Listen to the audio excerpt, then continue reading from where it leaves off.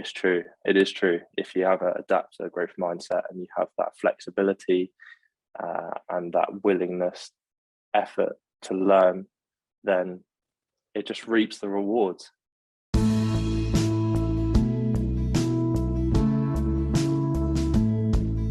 Welcome to the Red Print, your wellness podcast. I'm Daanish. I'm Rachel.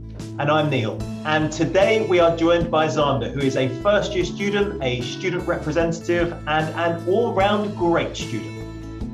And today we'll be talking about first year of university, including and reflecting on studying wellness from a student's first year perspective. Welcome to the Red Print, your wellness podcast.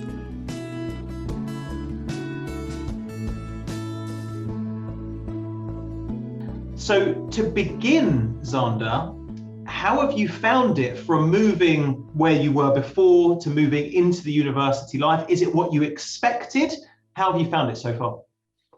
Yeah, it's a good question. I can certainly shine some light on that. I think I'm different to a lot of students. I'll try and keep it general so everyone can kind of get something from this. But I think I'm slightly different in the way that I'm slightly older when I came to university, being 20 years old. My previous experience as well, slightly different to others.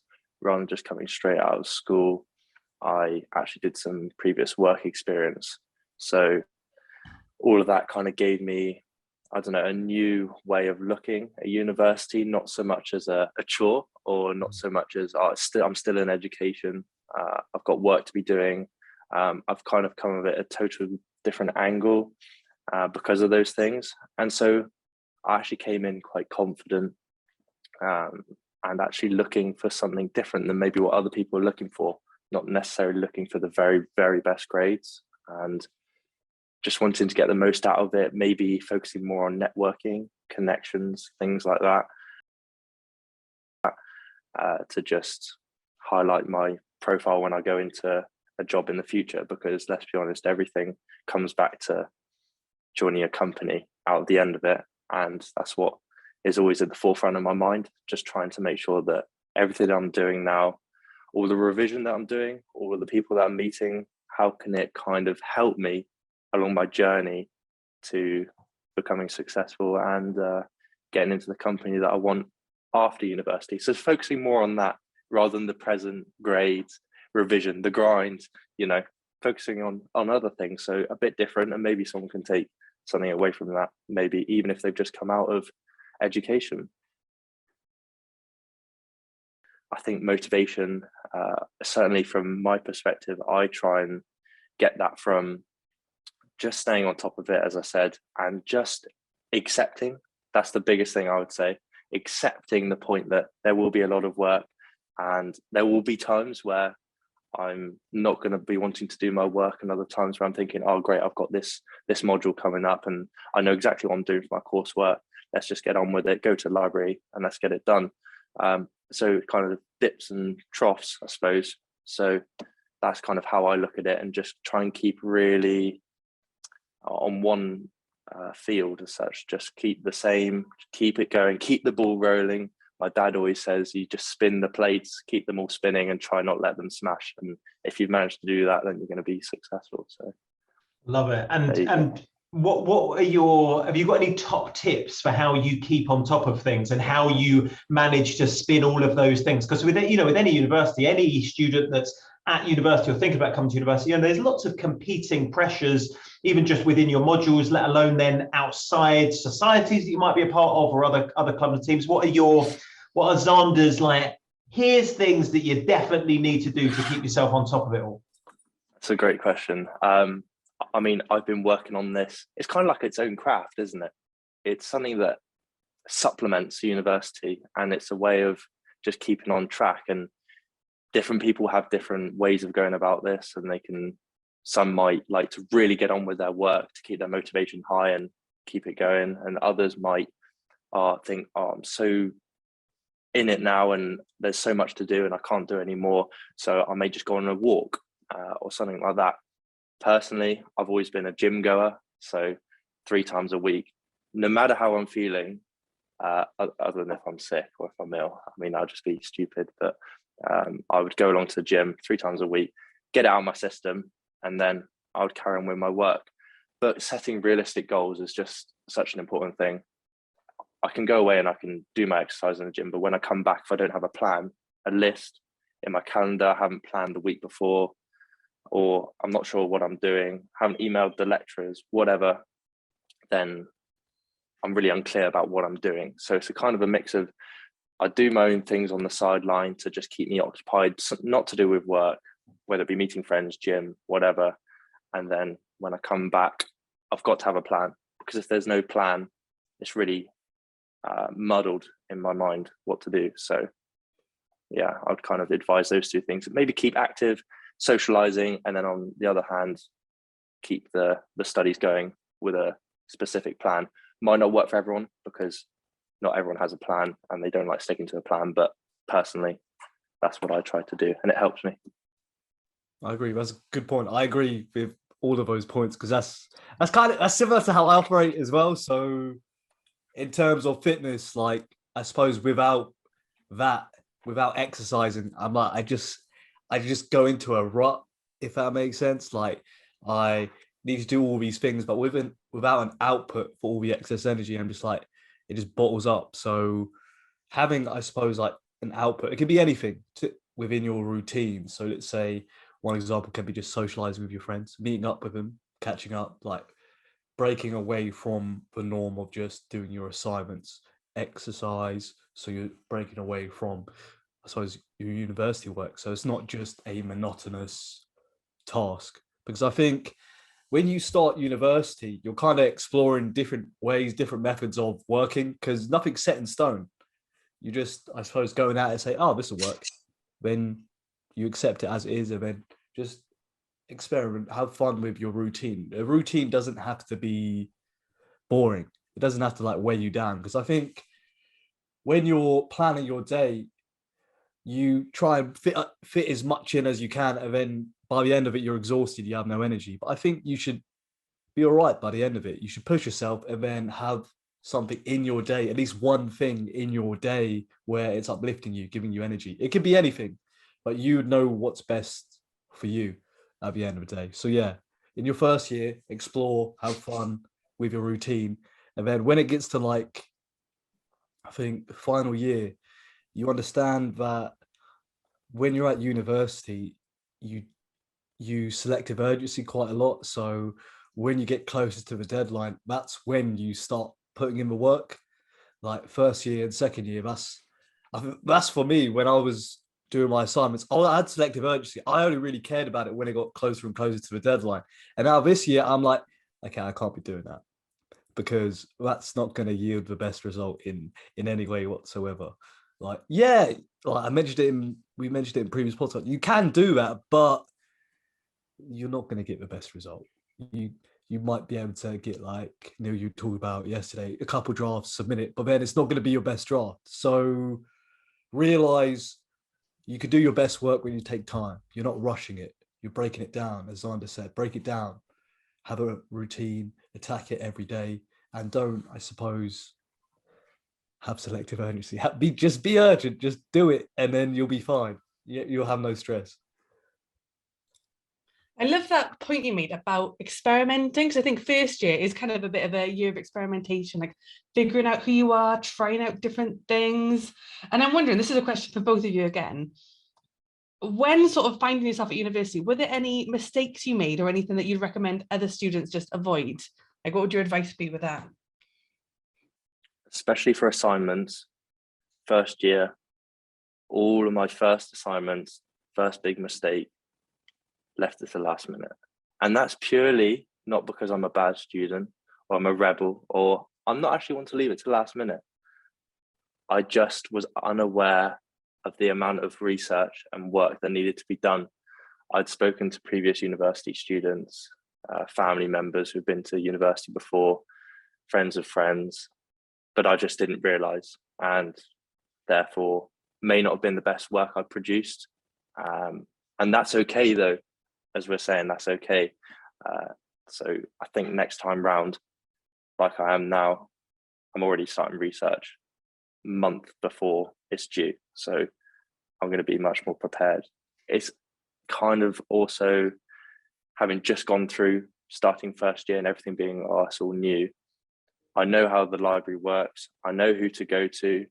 I've got all my notes set up on my iPads. So I've kind of got all the constituent parts that link together. So I'm ready for what's to come next. Whereas at the start, I certainly wasn't. And it's okay to admit that I wasn't ready at all. My essays are not going to be a first, but we'll get some good feedback. And let's be honest, why are you coming to university? To improve. So if I'd got a first time round, then what's the point, you know? That's a great point. Like, why you go to university? To improve.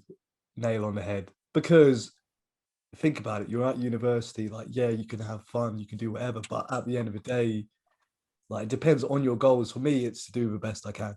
Like, I messed up, like, when I was at first year, I wasn't taking it serious, and then you learn from it, and then you become better, you improve. And I think at the end of the day, you have to figure out, the listener, you figure out what's going to help you improve in your university life. We can give you like steps to take, but you just have to take them. I suppose if it's your first year, second year, final year, it doesn't really matter as long as you, I suppose, become accountable. Because I think when you're waddling through university, like, you might have different days. You go, as Xander mentioned, you have ups, downs. Just take it one day at a time. Like, then make it level. Like, say, okay, I'm feeling like this. I'll do this today. I'll do that tomorrow. Like, so it's level, because you go up and down, but as long as you keep it level by keeping your routine, I think you'll become a lot more efficient and be way more productive than you know you can be, just by being consistent. That's all it takes. And I think both of those pieces of advice together, you know, really speak to different, maybe different kinds of students, but particularly, you know, all of us, we contain multitudes and we do different sorts of things. And I think with both of those are saying, yes, it's about planning. Yes, it's about staying on top of things. That appeals to our very like task focused minds. So that's great. But all of us also have those other elements to us where we think, okay, well, if I don't have to be perfect at this. And I think it's so important for just, you know, in this podcast, we talk about, you know, managing our own wellness. And it's such an important thing to not hold ourselves up to this standard and assuming we have to always perform at an exceptional level. And actually, yeah, it's about learning, and it's having that growth mindset that we want to develop and we want to find out, and we're curious. That's the thing that always comes back to, and I'll always have these discussions like graduation, and a parent will be talking about their child, and they might ask about what their child's like in classes. And so often, especially with the people that perform really well, it's like, well, what was the key thing that made them perform well? Well, it's because they were curious, and because they were curious, they were more interested, they were more engaged, they were more willing to just find out, they were more willing to take maybe a few risks, and for that not to pay off. And that's what made them great. It's a curiosity about the process of being here rather than just fulfilling task. Right, I've done that bit of coursework, done that bit, done that part. And I think that's really important points that you both brought up with that, and that any one of us at any different time is going to be motivated slightly differently with it. So I think it's really brilliant points. And in terms of wellness, then, do you have any advice in terms of managing well-being alongside that? Because we're talking about coursework and assessments and revision and note-taking. What about for just in kind of like general well-being? Have you got any top tips? I'll take the lead on that. I think it's useful, obviously, just to have a first year's perspective on it, I think, and someone who's a bit younger. And it might differ. That's the great thing. All of these are kind of opinions, and they can differ depending on your situation and how you are as a person. But I think wellness, it's all about recognition. That's my key word for the day. Underline, put it in bold, italics. Just recognize that it's okay to sometimes not be okay, and it's not, you know, going to be the end of the world, and it's just recognizing that that's okay. So I think that's the main thing that I always keep in my head. It's quite a simple point. There's not much to it, not much depth to that, but it's quite simple, and it's a nice and easy point that people can take away, is that recognizing that it doesn't always have to be going swimmingly well. But obviously you do all these things that we were saying, more the academia is keeping on top of things, task orientated, focus. They will help towards well-being. It's kind of hand in hand, they fit together. But yeah, just recognizing, I think that's my kind of key word to take away. Yeah, because that's part of being human. Like, you have ups and downs. Like, it's not always going to be a perfect day, perfect week, perfect month, perfect year. You just have to, I suppose, just take it, steadily. You can't always control everything. Like, there are some days where you're just going to feel like crap, and then you just have to work through that. And then one of the methods, like we've been through the methods to like overcome it. It's not like, was it one day it will magically change? It's a gradual process. And then we've spoken about this before, where of course you do all you can, and then sometimes you might go back, and then you go forward again. It's just, that's human. That's a human life. Like, you're never gonna be perfect. We wish we can be perfect, but no, it's not. Let's be realistic now. Like, no one can be perfect. So it's just about, yeah, recognizing when you're in that moment, you're in that stage of your life. I was also going to just add in a bit of an anecdote. No way am I an academic person at all. I'm quite happy to share that I got 3 Ds for A-level, resat, only did better in one subject, so I got C and 2 Ds. But, big but, my effort was top of class, so it would just kind of balance out. So I found that over and over again, and I will be bringing my dad up in a lot of this as well, because he gives me some great advice. And it's those that work hard and work smart, not hard, that get there in life, in not just looking at university, looking at the bigger picture, of always referring back. That's what I say to all my friends here who maybe are a bit younger, and I give some advice to, don't worry too much about the revision right now. Oh, they're like really stuck. What do I do? No. Think about why you're learning this. I don't ask about what are the equations in finance for this to work out this number. I ask, why am I working this number out, so that I can apply it then to anything. And when I'm in a job and they're asking me to do it in front of customers with actual money, not in a lecture hall, in front of customers who can be given feedback, then you're able to use that more than you would just knowing a formula, which you can get off Google anyway. So that's kind of like the idea around that. So more to do with effort, and also making sure that you're doing it for the right reasons with the right intentions in mind. So 2 quite complex ideas, and we're bringing up a lot of points here, but if you can take away a tiny bit of each, then that'll definitely get you rolling. Yeah, Xander, I think there's a brilliant point. And what I love about everything you've said is it just sounds, with every single thing you've spoken about, you've just got brilliant perspective with everything, because you're always thinking about why you're here, why you're at university, you're looking at the bigger picture. When you're thinking about wellness as well, you're thinking about the bigger picture, and again, when you think about assignments, you think, okay, why am I actually doing this? Why does this actually matter? Which links to Neil's point as well about being curious. And I think that makes it easier to understand as well. If you're thinking, okay, this isn't this abstract concept, it actually relates to something else, I think that makes it easier. And something that I've loved that's come across this whole conversation as well is just that university is a journey. It's not perfect all the time. You're going to have ups and downs.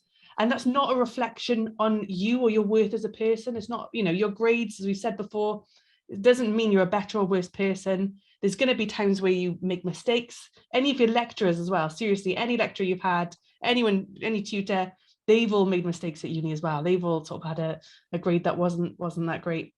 So I think you've brought up some really lovely points around that. And I hope that anyone listening to this takes that away, because sometimes you go into first year, you think everything's going to be perfect, everything's going to be amazing, and you get some disappointments. I think you've offered some lovely advice on how to cope with that and how to get past that. With that, it's being reflective, being someone that's able to learn from experience.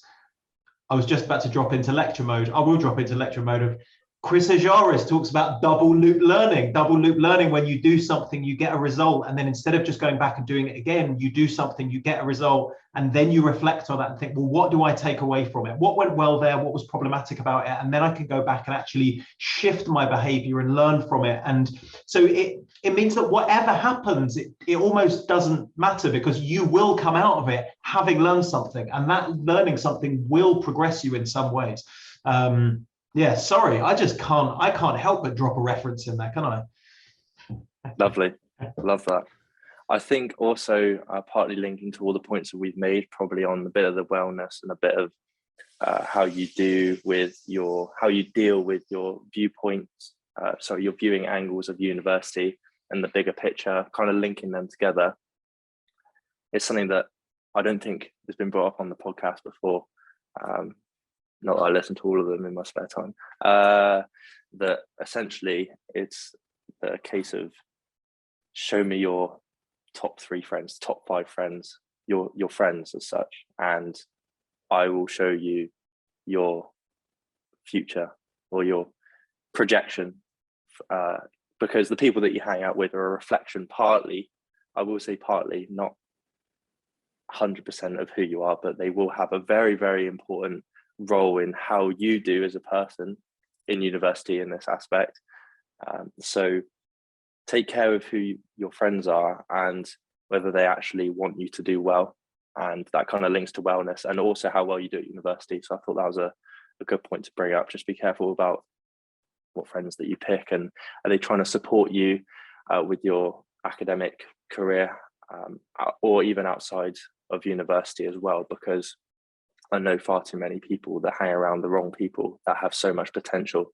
And isn't that been said 1,000 times? But it's right, because they're blind to it, or they haven't just realized, like the word I brought up, haven't realized that they're in that scenario.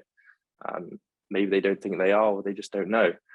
I think something that you both have done really well as well is that you can talk to lecturers and talk to staff. And I think that's something that I think students can learn from you as well, is just maybe not being afraid to talk to staff as well. Just treat them like human beings. They're not like... We're terrifying. They're going to eat you. We're not like what? Finish that sentence. I was trying to like Neil and Rachel. I was trying to figure out like a word. Yeah, I couldn't really... Carnivores? Is that the right word? Yeah, they're not carnivores. They won't eat you. Just just treat them like normal human beings. Because I think once you do that with anyone, with any human being, like anyone you come across, it's just natural. You speak natural. There's no rigidness in your conversations. It flows because you're not changing the way you speak for, I suppose, just a random reason, because you think they're different. They're normal human beings like me, you, the listener, Neil, Rachel, Xander. Just treat them like human beings, have a conversation with them, ask them how they're doing, about the day, anything, like, because they're not different. They're not different. I feel like that's what, I think it might even come from, like, primary school, secondary school, you don't really talk to them a whole lot. Then when you go into university, it's a different dynamic. So I think it's understanding that you're an adult. You can speak to other adults now. It's not like, it's not frowned upon. It's something good, and it's going to help you because they want to help you. So speak to them normally. It's being able to talk to staff, and it's also that willingness to reach out in moments where you might not be certain about something. And this comes back to all of those original points about being aware of the spots that you're less certain on, or being aware of the elements that you would like to develop. So the first thing is actually recognizing that. And then the second one is reaching out and having a conversation. And as we've said so many times, and we say so many times that just in our work, is that for those that work at university, we love it when people reach out because they want to develop themselves. That's something that's really very, very meaningful. And it in a sense takes a lot to do that. And coming back to your point, Xander, about making the first move, it does take a lot to do it. But actually, once you get into the habit of it, it's quite a straightforward thing. So if I come back to that point about, maybe I'm watching this and I'm thinking, Okay, that sounds really good. I know all of the it's good to be the person that makes the first move. But listen, I'm worried about that. Like, I'm worried about being the person, because I don't want to look silly. I don't want someone to just go, "What? Who's this?" Make me feel better about why I could do that, or how I might do that, and it would be less worrisome or troublesome. Yeah, that is the key thing, isn't it? It sounds great, but still, I'm not going to do it. That was me. That is me, because that's humans, as we were saying. That's just how we are. So you've realized it. Maybe the next step would be to accept it, and that is the case. And then maybe the third step is just do it. Just do it. So I reckon, just for someone who was in that position, the way I would tackle it is just, go for it, and just go to the person. And it doesn't exactly matter what you ask, who you're asking, lecturer, student, whatever. It doesn't matter how you phrase the question. If it's a question, what you say, anything like that. Just be confident when you do it, and you'll feel better once you've done it. And you did mention about the habit of, once you do it once, once you do it twice, I just find it so much easier to just go up to someone. And then I come up with better things to say as well. It won't just be the basic ones. It will be something really interesting, because you do it all the time. And don't expect to come away with anything either.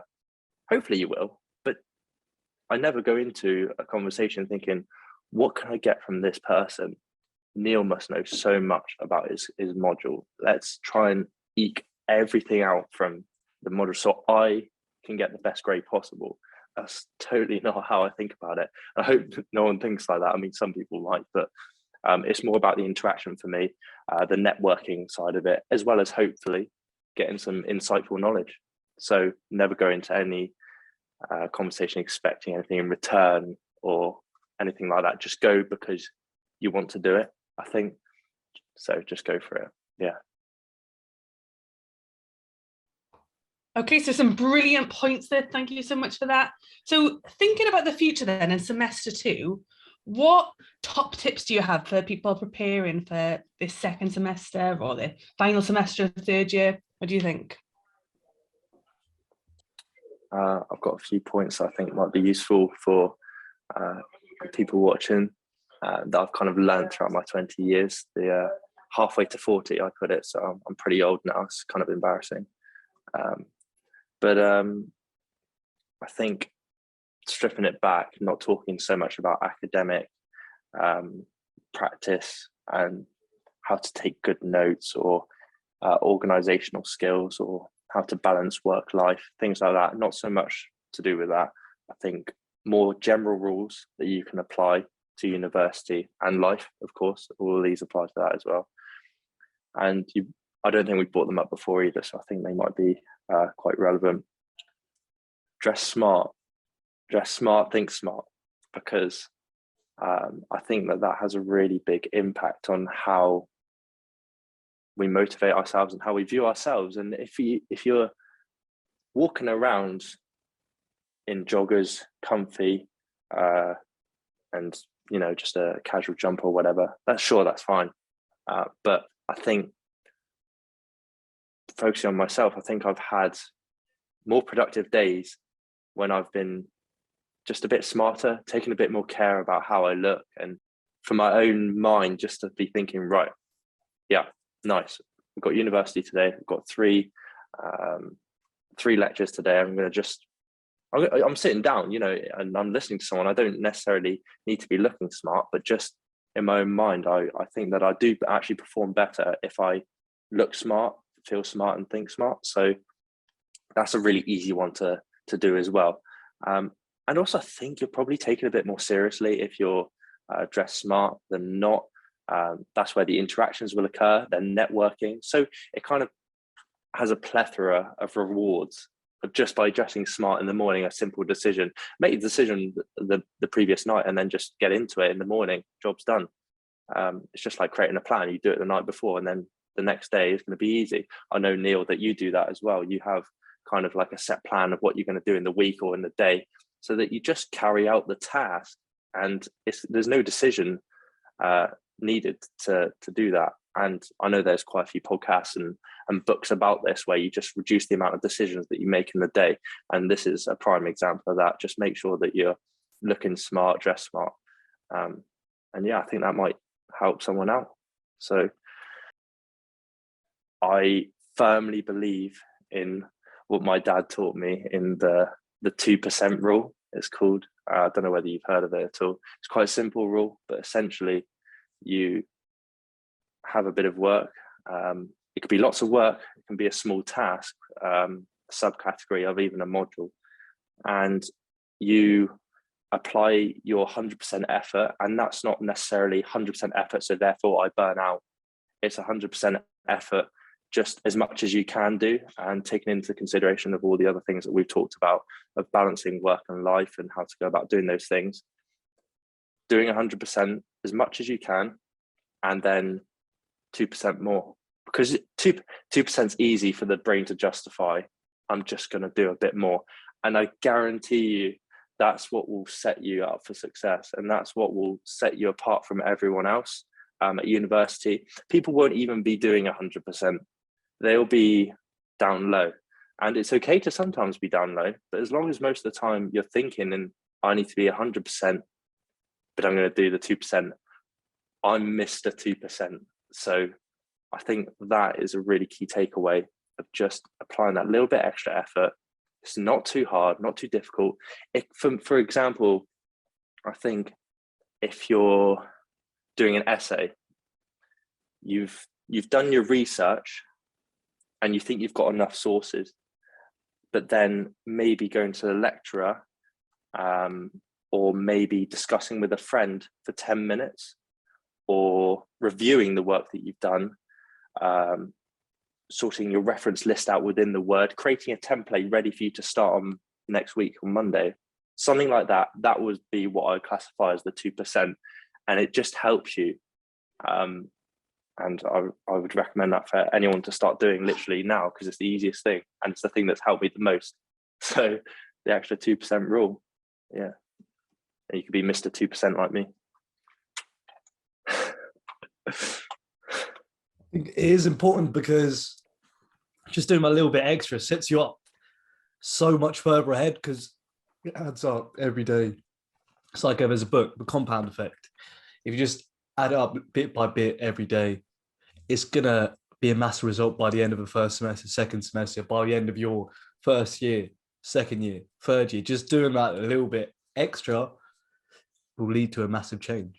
Like, because you're not really thinking about how much of a big difference it might make at the beginning, but by the time you get to the end of, let's say, your assignment, semester, deadlines, you're going to see how much of an improvement you can make just doing that little bit extra. Is a great point. I like that point. And I think the key thing with it is, and as you've both said, it's keeping that in perspective as well. And it's not that it becomes something that should be overworking, but it's, you know, working to the level that you're comfortable working. And these pieces of work that you do, any individual piece of work you're doing any single day, any single event, is significant, but it's only as significant as you make it. And it's important to always just keep that in perspective, I guess. What do you reckon, Rachel? You know me. I agree. I'm probably if you're Mr. 2%, I'm probably like, I don't know, minus 10%. Like that would be my rule, where I'm just like, let's not work to the max. But also, like we've said before, I think it's because of where I am in my life and my career right now. I think that there was a time in my life where I was a lot more ambitious and pushing myself a lot harder. Whereas now I'm like, yeah, let's relax a little bit, and and making sure that there's room in our lives for pleasure and for fun and for family. But I think in what you're saying with this 2% rule, it's thinking about what that 100% is. That 100% is a realistic thing. It's 100% of your actual realistic capacity. It's not 100% of every waking minute. So I think it's making sure it's sort of a realistic thing. So I like that you've been sort of clear with that. So I think sometimes there are some students who think I need to be working 24/7, but it's like, no, you don't, it's all right. You know, there's a time for study, but there's also a time for playing Fortnite with me. Exactly. So. Well, folks, thank you so much for being here. This has been such a lovely conversation. Great to be able to reflect on that experience of, coming back to university or starting university for the first time. We've learned so much, and some real lovely practical hints, tips, tricks, and ideas for students to be able to engage with. So, Xander, thank you so much for being with us. Thank you for your time, your advice, and your great thinking on the subject. It's been brilliant. No, yeah, thank you for having me. It's been a pleasure, and I'm definitely going to follow along with the rest of the podcast, and maybe I can feature again when I'm in my masters or something like that, and I'll be giving the 5% extra rule. It'd be something stupid 100%. Like that, wouldn't it? Yeah, well, you've got to do 200%. Yeah. Brilliant. Right. Okay then, guys. Lovely to see you all, and have a great week, and see you soon. Thanks, everyone. Bye.